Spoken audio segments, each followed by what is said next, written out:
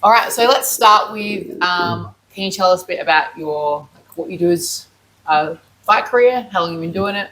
Yeah, so I'm a professional mixed martial artist and just on the regional scene in Australia. And been at it for about, I think, 12 years now. I believe it's been, yeah. Yeah.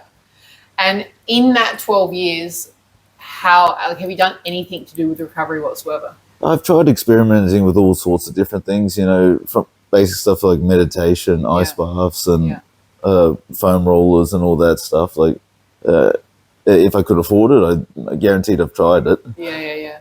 And what worked the best out of before you came here? What was working for you? I did find success with like some of like the foam rolling or massage balls type thing, and just for certain like joints and that. I found swapping up like food that I was eating. It was a big game changer. So I haven't.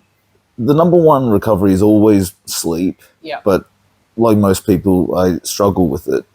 That type of thing where I can't either get enough sleep or I can't get enough like quality sleep type thing. So, and that's been something I've been trying to fix for the last 12 years, but with very little success. Yeah. So I have to kind of like look where I can gain recovery outside of that.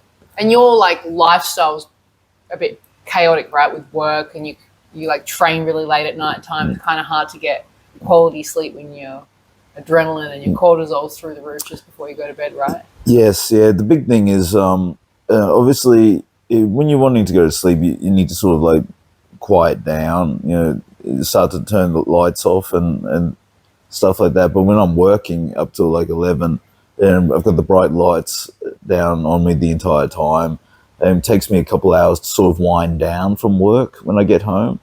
So I'm not getting to sleep till at the very earliest, like 1 a.m. And by then. Yeah. So then you're running on adrenaline again the next day. Yeah. Yeah, but adrenaline and caffeine is what gets me through. Okay. And before you came here, what made you decide to come here in the first place? Well, my wife has always been on my back about like seeking out some form of external recovery type thing. And I think she's the one that came across this place, and she's like, "Oh, give it a shot, see what it's like." Smart woman. Oh, indeed, man. I should listen to her a bit more often than what I do, but I'm supposed to be the man of the house. Do you think she might have your best interests at heart, though? Oh, indeed. But still, there's always that something like, don't tell me what to do. There's always that sort of feeling. It's like, hey, hang on. I make my own choices here. Yeah, and then over time, I eventually arrive to the same conclusion anyway. Yeah. So if I tell you what to do, are you going to do the same thing? Oh, well, no, it's a bit different because you and I aren't married. Yeah. Okay, so we can get somewhere here. Me and your wife can work together. Yes. Yeah. Okay. Oh, hang on. I didn't agree to that. All right. And so you've done one fight camp, have come to the Recovery Jungle once a week? Yes. What was different to that fight camp than the fight camps before? Well, just the increase in energy that I experienced. In particular, I didn't have any like energy crashes is the noticeable difference. Like usually in fight camps, like I just would have these days where I wake up and I couldn't do anything. I had to take a day or two off. Yeah. So I did not experience that once in this last fight camp. Yeah.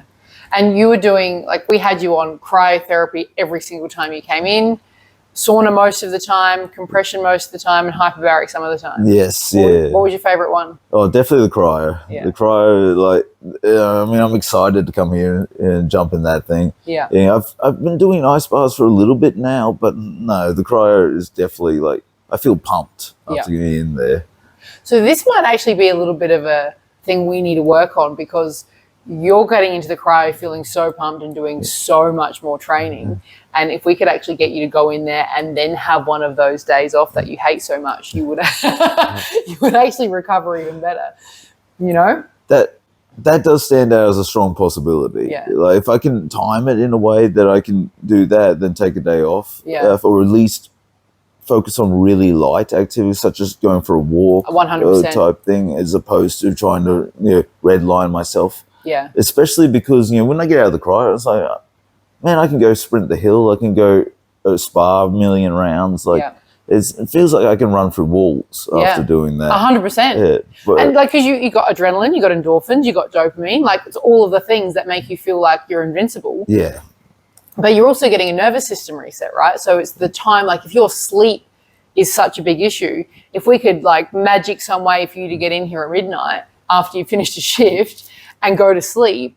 So like this is the idea, right? Like what can we do in your next fight camp that is specifically for you, not just come in and do the last protocol that we did, but create something that is tweaked even further to what problems you still had on the last one so we can make this one even better. Because what were some of the things that still went wrong in the last one? Well, the last one, like once again, I still continued to fall sick quite often.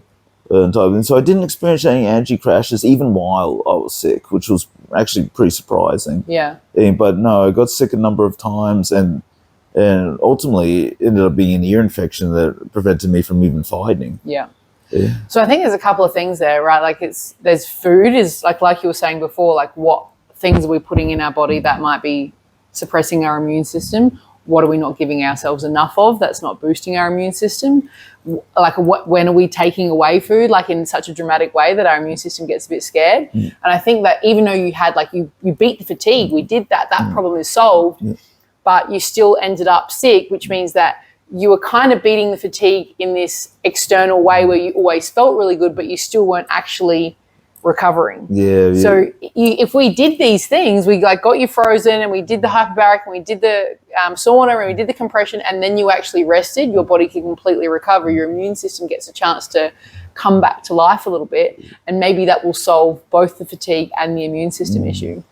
And maybe some extra hyperbarics this time. Well, the hyperbaric was a very interesting one. Like, it's weird being in a little tent and feeling like you're up in an airplane.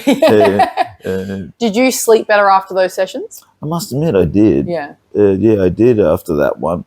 But I mean, tend to sleep better after doing it in cryo as well. Yeah. Well, it is like it's oxygenating your blood and resetting the nervous system. And that's like in terms of fighting fatigue mostly happens because people aren't sleeping properly.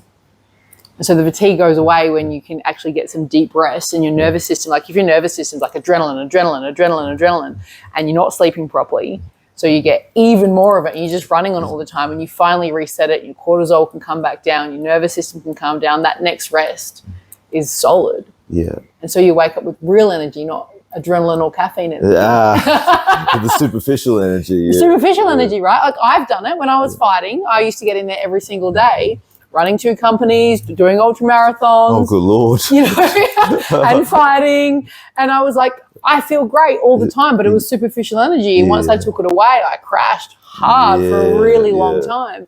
So if you want your fight career to go for another 5 or 10 or however many years, creating superficial energy is not going to be the answer. We need to create something that's going to make sure that you can do this for a long time, which might mean like a day off once a week and strategizing that day around the recovery. Maybe there's like we do the normal protocol, but we add 1 extra session in where it's the cryotherapy or the hyperbaric and you're straight to bed. Yeah, sweet. That sounds like the way to go for me. Well, I am pretty excited to have you again for this one and see what magic we can create. Brilliant. Is there anything else you want to share about the Recovery Center or how it's helped you? Well, that's sort of what we've spoken about. Like, it's I call it my recovery pit stop. But like, just the habit of at least coming here once a week. I think it should be a non-negotiable for my fight camps going forward. I think it should be a non-negotiable for anyone that's doing anything stressful, and fight camp is one of the most stressful things you could ever do, right? Yes. Cool. So what benefits have you seen in your performance after coming to the Recovery Jungle? Well, first of all, like, better sleep quality, more sleep duration, and which is pretty handy. Less fatigue throughout the days, as well as like I would say decreased rate. Is it perceived exertion? In workouts, just everything's easier. It's all of a sudden, in terms of like weightlifting, things feel lighter. More oxygen in your blood.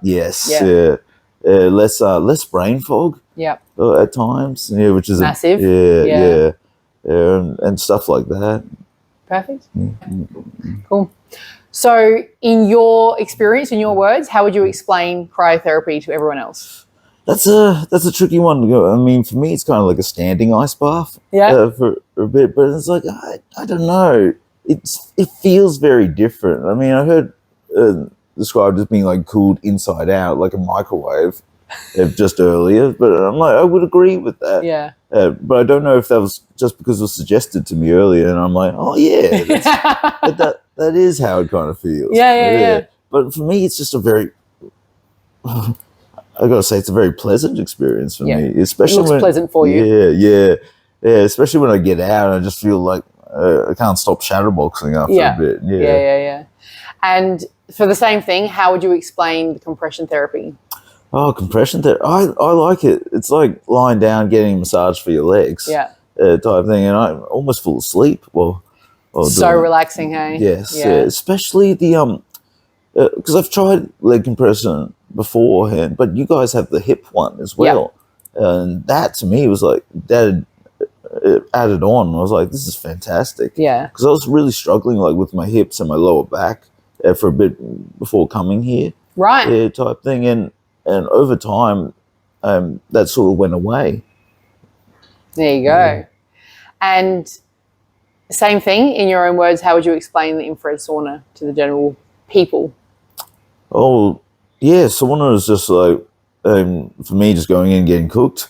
Compare that to like a sauna in the gym though, like this infrared sauna compared to the yes. Yeah, well, I find like it sort of heats you up and gets through to your body without, like, it feels easier.